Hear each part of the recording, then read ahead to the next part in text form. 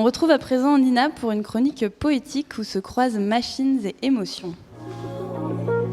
Au croisement des regards artistiques et scientifiques.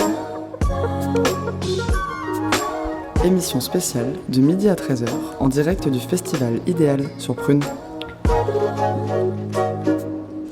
Bonjour à tous, je suis ravi d'être avec vous aujourd'hui parce que je dois avouer que le sens de l'innovation et de la recherche me questionne beaucoup. J'ai parfois la sensation que les émotions sont les grandes absentes de la recherche scientifique.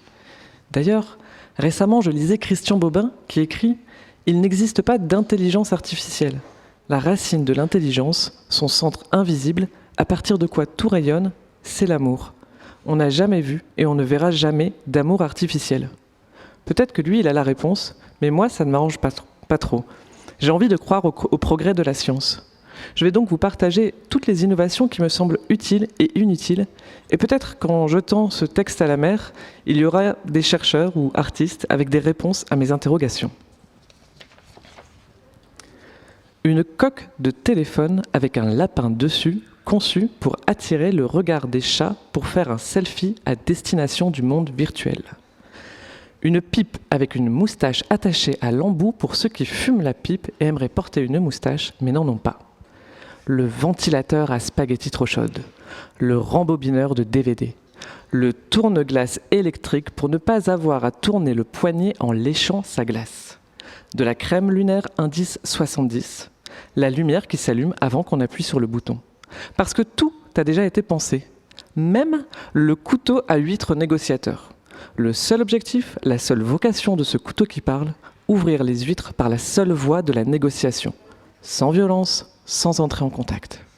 Et pourtant, toujours pas de théière d'invisibilité qui déverse la solitude dans le creux d'une fissure.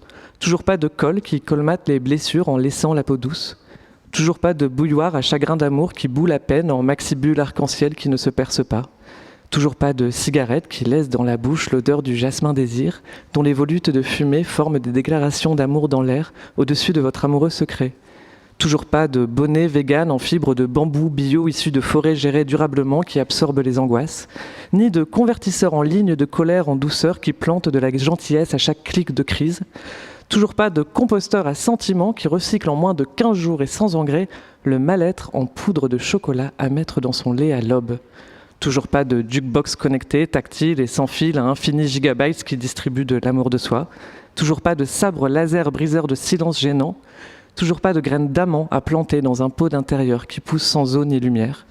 Toujours pas de cracheurs de poèmes dans les gares et métros, ni de crieurs de compliments à la sauvette, de planificateurs de surprises, d'arracheurs de nuits solitaires, de peintres de ciel, ni de conducteurs de rêves.